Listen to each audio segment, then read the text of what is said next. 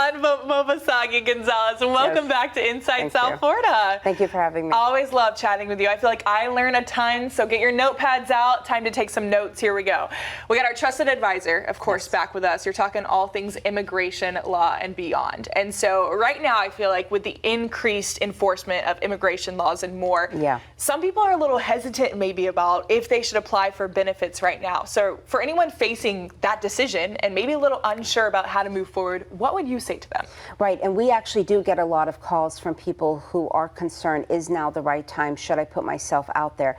And quite frankly, it all depends on their particular case. Means if somebody is eligible to get that benefit, by all means, apply to get that benefit. You know, the laws have not changed in that if you can become a U.S. citizen and you want to be a U.S. citizen, go for it and apply for it if you're qualified.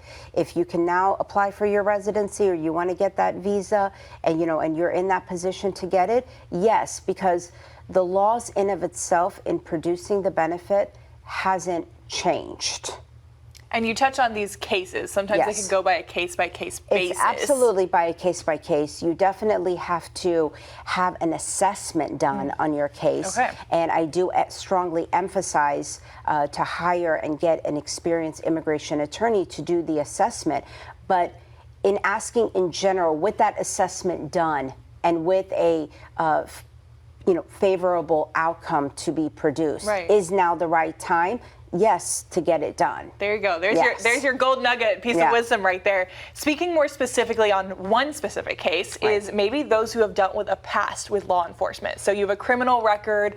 How would you approach that situation? Right. So if there is any type of blemish in the file when it comes to encounters with law enforcement, definitely at that point you need to get a proper case assessment done by an experienced immigration attorney to give you all of the information and options that are available. We still are getting cases approved for immigration benefits with people who do have a criminal past because their criminal past doesn't necessarily prevent them because the law allows them for them to still get that benefit even if they have a criminal past. The law allows for it. Right. So they are still getting it. Now, obviously, very case by case, depending on what the crimes are, depending on the level of the situation, depending on how it all played out in terms of the disposition, means the outcome of the case. So that all takes into, assessing the case. So if there is a criminal history, definitely get your case assessed by an experienced immigration attorney.